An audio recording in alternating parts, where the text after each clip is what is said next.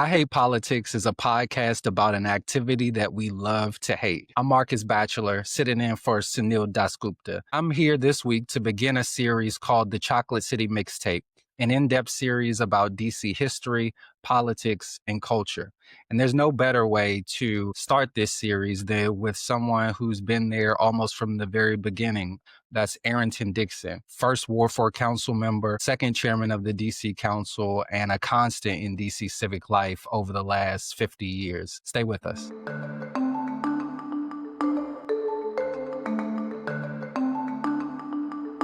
Before we get into our conversation with Chairman Dixon, I just wanted to express again how excited I am to be starting this series on the history, culture, and politics of Chocolate City. I'm a native Washingtonian born and raised in Congress Heights in Southeast DC. Got my start in activism young and was one of DC's youngest elected officials, first as an advisory neighborhood commissioner and then as the youngest member of the DC State Board of Education. So these cross currents of political action and activism have been really constant in my life. So getting the opportunity to explore these topics in this series is really exciting. Being able to share this first episode with only one of two living people who were elected to that first home rule government is a special treat. Arrington Dixon is a mentor to many, including myself. He's currently 83 years old and one of only two members of that original cohort who made up that first home rule government still living. And so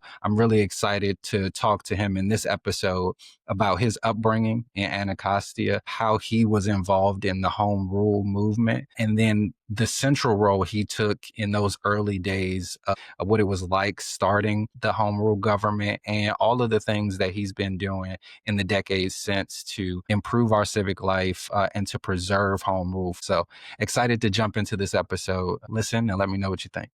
Chairman Arrington Dixon, thank you for coming to the Chocolate City Mixtape. Glad to be with you, and thank you for what you're doing.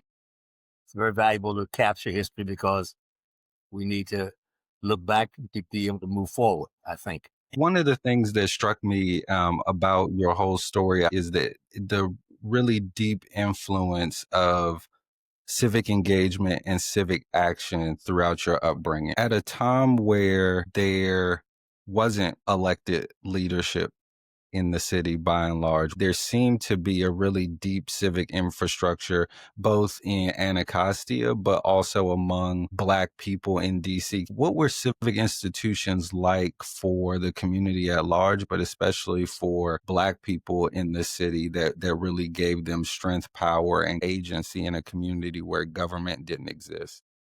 Well, coming from Anacostia River East, we had like a village here. We nurtured ourselves in this small community. I also think that we quickly identified people who had capacity, leadership, and other capacities to be focuses for us. The church leaders, Father Walden, for example, was a focus, particularly for me as I see it as a young person, which got me into serving on the altar as an altar boy and getting active in the church. Then, of course, my mother and my father were keenly aware, my mom from Virginia, my dad from North Carolina. My father was a sharecropper until he decided he couldn't live off of $29 a year for taking care of a crop when he came to New York and became a domestic. My mom left her home in Virginia and went to New York and ended up being a domestic there. Neither one of them had more than a fourth grade education, but they understood the importance of making connections with people who had things to offer. My mom nurtured relationships, sincerely, with teachers, with doctors, with other professionals and others in our community who had background or skills that she thought could be useful and passed on to her children. So it was a sense of that came from my parents, and realizing that you have to know people in a city where you have no official authority or power. You have to have people who you can go to who can help carry you along. It's not uncommon even now with any environment, political or not, that you always need to have some support. We can do very little alone. So we have to find people who can work with to go further. So that became part of my upbringing and my experience. And I want to definitely follow that thread about how those lessons in building relationships and bridging experience segued into what became a really powerful and impactful and successful political career for you. But before we get to that, want to talk about following this line of these institutions without government, right? These ways to find agency and power and influence that weren't in government. But there was always this drumbeat to have more, right? To attain democracy, to get what was due for the people in the District of Columbia. As you began to get more involved, what was pre-home rule, that free DC period like in the city? I was involved, very heavily involved. I started what was called a referendum committee.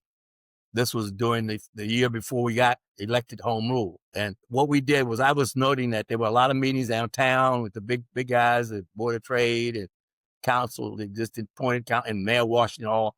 But I said, we need to do something in the community. So I got a bunch of guys together, Barry Campbell, who was one of my execs and ended up working with me at the council, a good friend and family member. We'd go around in the community, just not go in apartment buildings, sit on the steps of the apartment and talk to people about home rule, what it was about. Sometimes they would invite us into a room, into a house. We'd go there, we'd talk, and we raise our own funds for. Sometimes I'd have Barry write me a check. He was working with me, and he'd give me a check, and everybody else would give me a check, and they would we always got checks, no cash. So we didn't raise much, but we had to pay for literature and some flyers. And we did a lot of organizing citywide, pretty much in 5, 4, and 8 in much those areas out. And also Ward 3, we went over there and talked to people. They were interested. So we got really involved in that and doing that. As a result of that effort to help get home rule, once the vote took place and we were successful, then Cliff Alexander was running for mayor. So I knew Cliff. So I went to his place with my referendum committee, Bill Tweedy and Bill and Barry Campbell and other people who were part of my group. I had maybe 20, 30 folks who were with me, organized. And so we offered to give our help to bring them that grassroots involvement. But I wanted some recognition of it because I wanted to try to build. And Cliff was not willing to bring me on as give me a recognition, say, the referendum committee is going to join us and help. So when you did that, I packed out, got a little frustrated and left and went on down to Virginia with my family who were living down there at that time and just got away. But I got a call from some of the guys who worked with me in referendum committee. They had called me and some students and said, we want you to run for Ward 4. I said, what? I said, no, I don't, I'm going to be an organizer. They said, well, we all collected newspapers and bottles and stuff to raise some money for you. I said, well, that's great. Good start, I guess. But anyhow, they convinced me. They convinced me to run for Ward 4. And that's how I got started in running for Ward 4 and used the referendum committee to do that. So one of our big challenges was we started as we had a very tight Democratic state committee at that point, controlled by a lot of labor and other people. So we had a Democratic meeting up in Ward 4 to organize and select delegates to go to the convention. So they had the meeting. They thought they were all lined up with the folks, the regulars, to get the slots to go. And just before the vote, I showed up with about 30 people lined up and paraded into the building. And we took over the meeting and we won all the slots. So that's kind of how the home rule, referendum committee, helping organizing, and then getting active as a political person, as a Ward 4 council member, which I was pleased to be selected to do. Deeply involved in the referendum effort to get the residents of the district to want home rule. Then as a result of that, were called upon by the people to represent them in their first government. Yeah. Take me to January 2nd, 1975. Your first day, the first day of the district government. You were newly elected Ward 4 council member, new now elected mayor Walter Washington, and leading this radical experiment in democracy, not just for the people of the district, but as a national model where Black people were governing a Black city. What did that feel like on the first day of that really wild adventure? What were you feeling that day? Well, I think it was exhilarating and very fulfilling to see it start. But the work was much earlier than that. I mean, as soon as we got the elections over and were selected, a number of us, Marion, myself, Dave Clark, Sterling Tucker, we met, and my staff, Bruce French and Barry Campbell and others, we would meet almost every night because everybody was working. Mm-hmm. Every night or so, we'd meet at the district building and start planning the council, getting the rules put together, getting our structure put together, because we had to build out of whole cloth. I mean, the whole new governmental structure. And it was different. It differed from what they'd already had.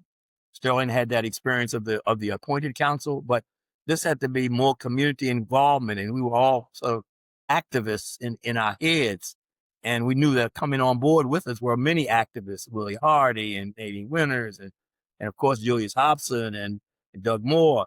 These are activists, John Wilson, activist people. So we had to structure an organization that would accommodate their participation and bring in the community in play as it needed to be. So that was a lot of work at the front end. Going to getting sworn in and the celebrations and the feeling of that was sort of climactic to that effort.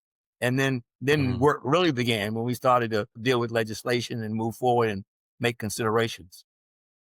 What were some of the growing pains, both like minor and large, of starting a new government? I guess the biggest issue was trying to get the community and the headset of the existing government and government leaders then to understand that we wanted to be freed up from too much intervention by the Congress and the federal government. We really wanted to be in charge of our city. And we had to come to a realization that there were certain constraints that were just there. And we had to dance through those constraints. That's why there's some clear acknowledgement and sense of Muriel Bowser's effort now dealing with the current administration, that you recognize that, you have to walk a fine line to keep the control we can of our community and still deal with those who have ultimate authority over us. I'm also reminded that Julius Hobson, who was head of the Statehood Party, was always called as home fool. And he always said home fool. And we see now that it really is not hopeful, but it is a very weak, it's a government that is attackable, is vulnerable to the federal government's authority over us. And normally we had worked through it for so many years, but now it's coming to roost in terms of we really see what can be done if the wrong people who don't respect our presence get in play. Even with this home fool, we tried to make it as much as we could a effective government for our community. The other thing, we had to establish a personnel system, which never had existed before for us. So we had to set up our own comprehensive plan. We had to establish the ANCs. All these three missions were under the Committee on Government Operations, which I chaired. So right away, I had assignments from Sterling as a council chairman of a committee to bring in place these within a year. I mean, and we did it. We introduced the first personnel bill, which is now in place, has not been amended very much. We also put together the ANC structures, the boundaries and rules and all that. And we passed the first comprehensive plans for the city. I also, because I was a systems person, computer guy, I was very involved in what's called a financial management system, because we had been told we took over that our books were unauditable. I was responsible in government ops to implement this system, and we did it. And for the time I was there, while even I became chairman, we managed to maintain our budget and our records. So these were challenges that we had to take on initially, and it was really hard work. It wasn't just, casual the status of being a councilman. You had to do a lot of work, and our staffs did a tremendous amount of work. Standing up the ANCs is a task within itself. Personnel, finances. We have a 30,000 person government now, all of these agencies that serve the needs of residents. How many of those agencies existed before you got there, where you just had to bring them into oversight and regulation by a local government? And how many did you have to start from scratch? Well, I can't give you an accurate count, really. Yeah. But first of all, yes, the biggest task was to bring them under our control, because the leadership of these departments was often people who had been put in place by Congress, put there to basically have a job and also get patronage for the congressional people. And we had to go around that and replace those department heads, which was sometimes a bit challenging. But we did do that. we did institute a lot of other new agencies. For example, I put together the Office of Latino Affairs. The People's Council office was established. We established the Office on Aging. And we also established the Metro Police Department because well, things like that were needed to be added that were not in place before. So there was a lot of new stuff that we did. I mean, I got involved in the no fault divorce law, and in it, I included two persons can marry, which gave opening up for gay marriages. And of course, I had trouble keeping that in place back in the 70s, but it finally, now it is a reality, under fire again, but it's still appropriate, obviously. Also getting felony voting in place. I felt that if, having visited Lawton many times as a council member, I ran into a lot of my friends who I grew up with here in Southeast, because this is the area where, a lot of folks here were incarcerated. And I was oftentimes approached by these guys who knew me by name, and I knew them. So they come up and start sharing with me their concerns about being innocent. I say, wait. I say, I'm a lawyer, but I'm not able to practice. But I'm going to try to get you to vote so you guys can get the attention of political people and have what they need in a vote, not just their ear to write a letter for you, but a vote to turn things around. And that's happened. We also introduced the first marijuana legislation, trying to raise some discussion of it. The lottery bill, which was controversial at one point. And I said, we also need a cable so we can communicate with our own systems. And we did. I had several conditions. One was that they be placed in Anacostia, lottery here. So these, kinds of things that need to happen, and we can make happen. And when I was chair, we would always notice how informed and responsive the mayor's people would be doing budget.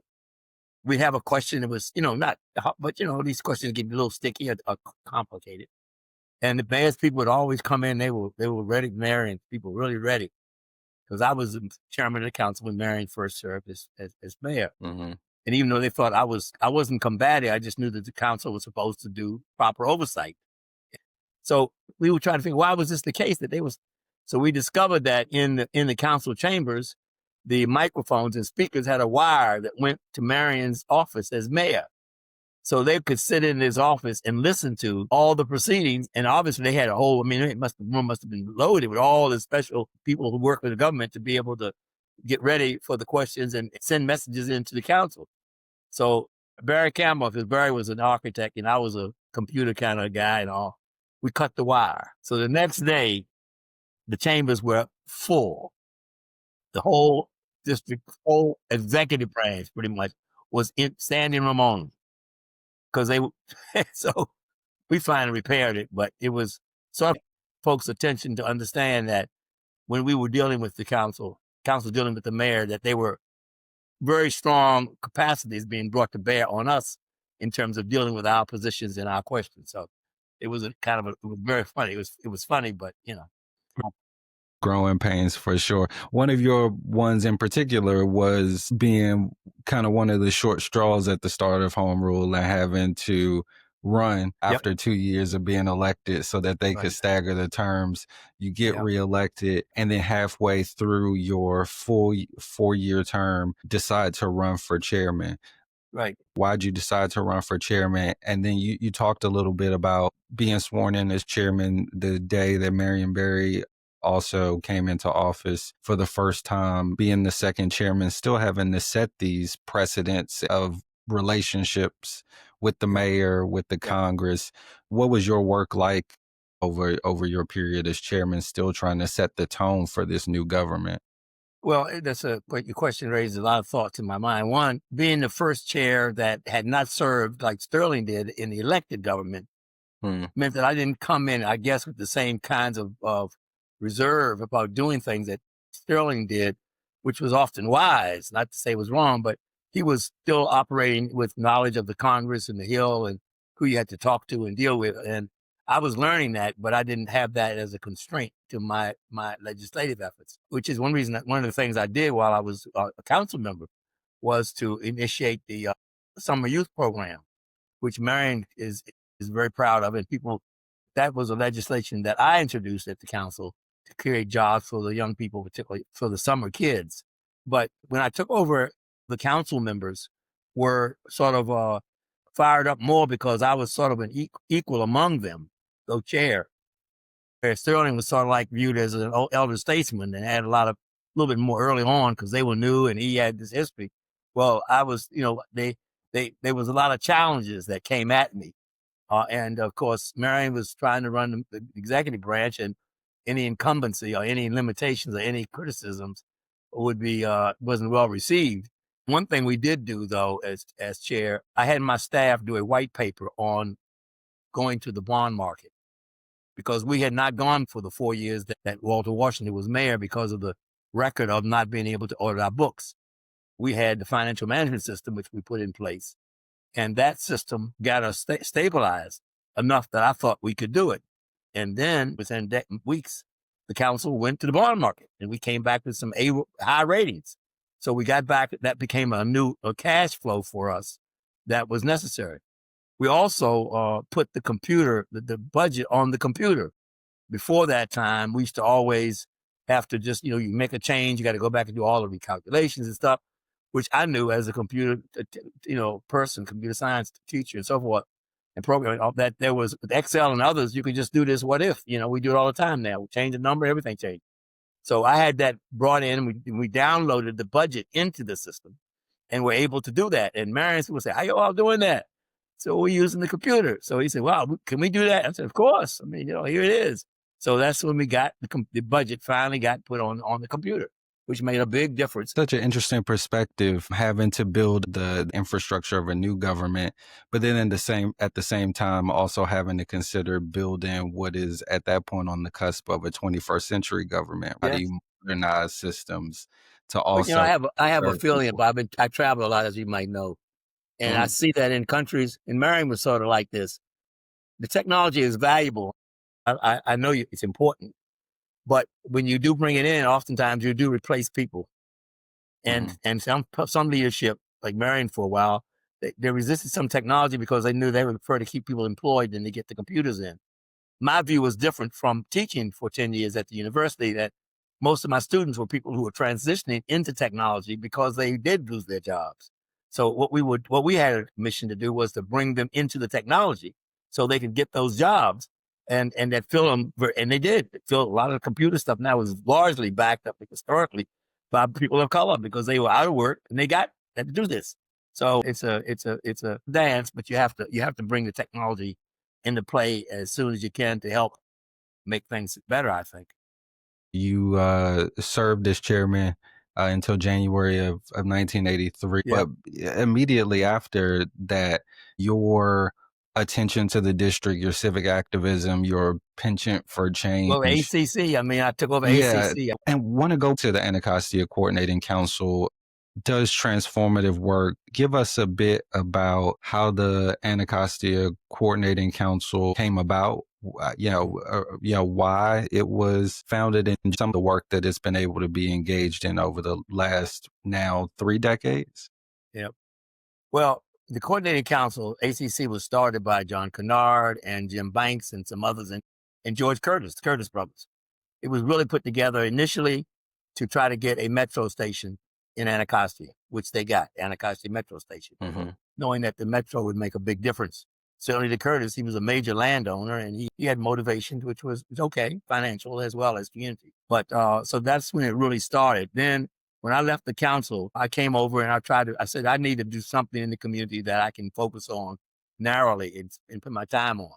And I'd been asked I think I was on the ACC just there, but then they asked me to be chair. We were meeting then in the professional building in the basement.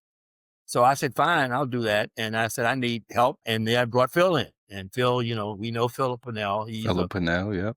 I call him he should be wearing the cloth. He likes to go out and minister and do things with Jesuit kind of a person. And he's a good man, obviously a good guy. And we've been friends for many years, and I deeply respect what he does and what he is in the community. But ACC became his vehicle, became his actually. And so we worked it with him doing the real outreach stuff. So ACC moved forward, and it was a narrow, first it was really about land use pretty much, working with GW. We had a plan, and we got the kids down at Kramer to do a plan for Anacostia. And they did, graphically, and explained it. It's basically what we got now. So they knew the kids could see it. And we kept that energy even with the bridge, the 11th Street Bridge project. that's how it got going and got expanded. We became just not land use, but we got into everything, soup to nuts. First of all, because I was driving and Phil was making things happen. So anything's happened that was interest, we got into it. And I always tried reason I really wanted to fund it myself through ACC, through ADA Inc., was because I want us to be independent of other pressures to take things in a different direction. And once you start accepting money from other big organizations, then you have to be somewhat more sensitive to how you act and say what you speak to. We didn't have that problem for 30 some years because we were funding ourselves and we could do what we thought was right. So that's That's right. part of what, ACC and this new project that I've been trying to work on is going to be really sort of an automation of what our ACC is going to coordinate services to the community through electronics. And I think that's critical, particularly as resources become less and less. We need to make sure that we got nonprofits, community-based organizations that are functioning well and are delivering, and make sure that people who need help get their help quickly from where they live. And that's what this system that I've been trying to build now, help to build is supposed to be. Still working on it. That's incredible. I want to end on a conversation about legacy, but at the end of that conversation about ACC, thank you all, because some of my first interactions in civic life were through ACC, organizing alongside you and Yours, Philip Trayon, and a lot of the guys came to our basement office. That's right. That's right. We still operating. We still got it going. That's and right. We're gonna be That's here right. for you if we can be, and as long as we can be. That's right. So incredible entryway for me and so many in our community who just simply needed community. And I think that has been the most powerful impact I also of going ACC. to make a historical legacy note. This house, and I think I've shared it with you, but was built by Officer Brooks, one of the first Black police officers in the District of Columbia. Wow. He built this house.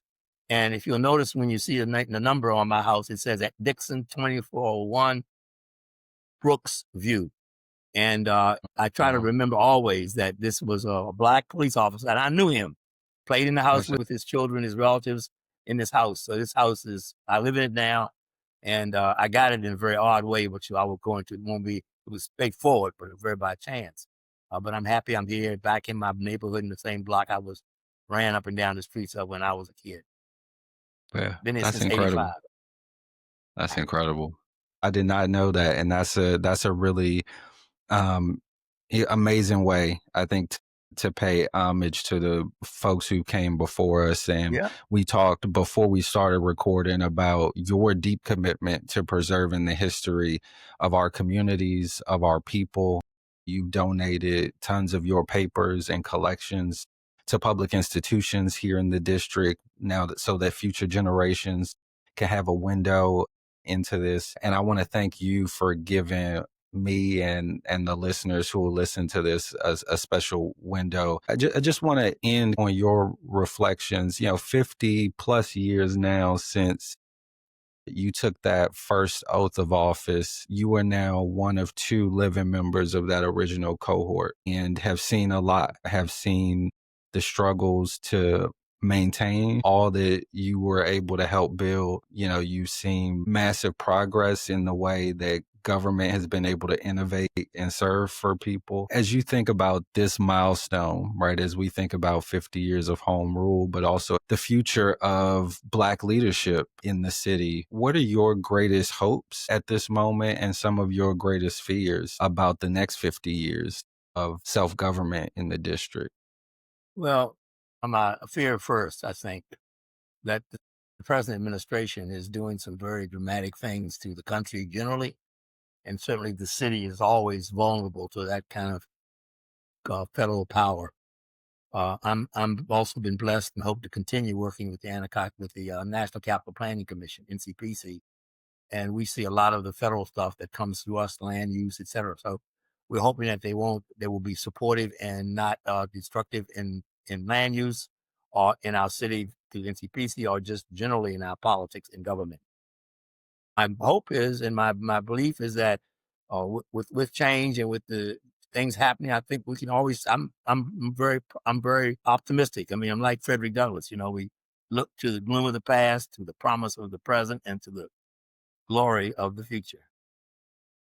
Indeed, indeed. Well, Chairman Dixon, Chocolate City, the District of Columbia, all owe you a debt that we could never repay. We thank you for your continued years of impact and involvement and service to the district, for your bravery to take a leap of faith on a grand experiment that I think is not just done so much for the civic life of the district, but I think it has shown the nation in so many ways, The the world. power, Show the yeah, the world. world, the Evolving power. places in Africa coming back now. We got it. That's right. Yeah, just the power that Black leadership can have, the fight for self-determination can have. And we stand on strong shoulders. And I know I speak for not just myself when I say we're looking to do everything we can to preserve, expand, and build on all of the things that you've given us. So thank you for this conversation, for giving us a window into it. I learned so much through this conversation, and I know our listeners will too. That's it for this episode of the Chocolate City Mixtape on the I Hate Politics podcast. Be sure to tune in on Tuesday mornings for our news analysis. The I Hate Politics podcast is produced by Sunil Dasgupta with the support of University of Maryland, Baltimore County. The Chocolate City Mixtape is hosted and co-produced by me, Markus Batchelor. Make sure to like and subscribe wherever you get your podcasts for politics close to you and your home. Thanks.